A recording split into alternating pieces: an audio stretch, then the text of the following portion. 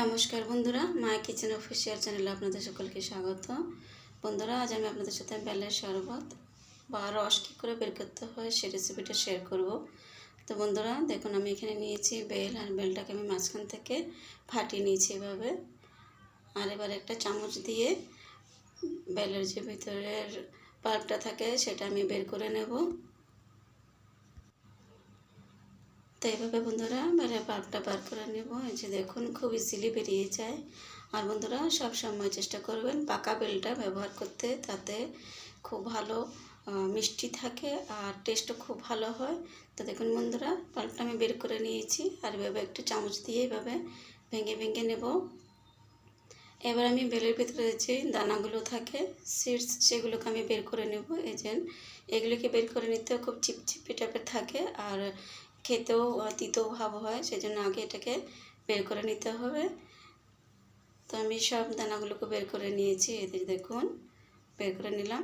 এবার ভালো করে হাত দিয়ে এভাবে কচলে নিতে হবে, আর অল্প অল্প করে জল দিয়ে ভালো করে একটা নরম ব্যাটারের মতন তৈরি করতে হবে। এভাবে খুব বেশি জল দেবেন না, অল্প অল্প করে জল দিয়ে।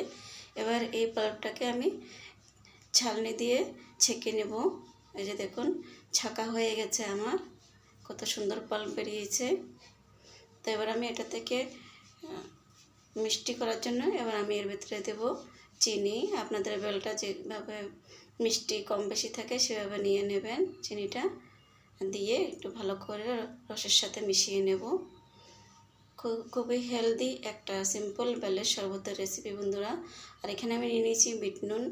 বিট নুন দিলে ডাইজেস্টটা ভালো হয়, সেজন্য বিট নুনটা দেবেন। আর দিয়ে ভালো করে মিশিয়ে নিলাম রসের সাথে। এবার আমি এর ভিতরে দিয়ে দেবো 1 কাপ মতন লিকুইড দুধ আমি দিলাম। এতে শরবতের টেস্টটা আরও ভালো হয়ে যায়। দিয়ে ভালো করে সমস্ত উপকরণগুলোকে মিশিয়ে নেব। আর আমার বেলের শরবতটা একেবারে রেডি হয়ে গেছে বন্ধুরা। খুবই সিম্পল হেলদি রেসিপি বেলের জুস বা শরবত। রেসিপিটা যদি ভালো লাগে আমার চ্যানেলটাকে সাবস্ক্রাইব করবেন, লাইক শেয়ার কমেন্ট করবেন। আর আপনারা আমাদের রেসিপিটা কোথা থেকে দেখছেন অবশ্যই লিখবেন। তো একটা কাপে আমি শরবতটাকে ঢেলে নিলাম, এই যে দেখুন। ধন্যবাদ বন্ধুরা, দেখা হবে নেক্সট রেসিপির সাথে। ততক্ষণের জন্য ভালো থাকবেন, সুস্থ থাকবেন। Bye bye.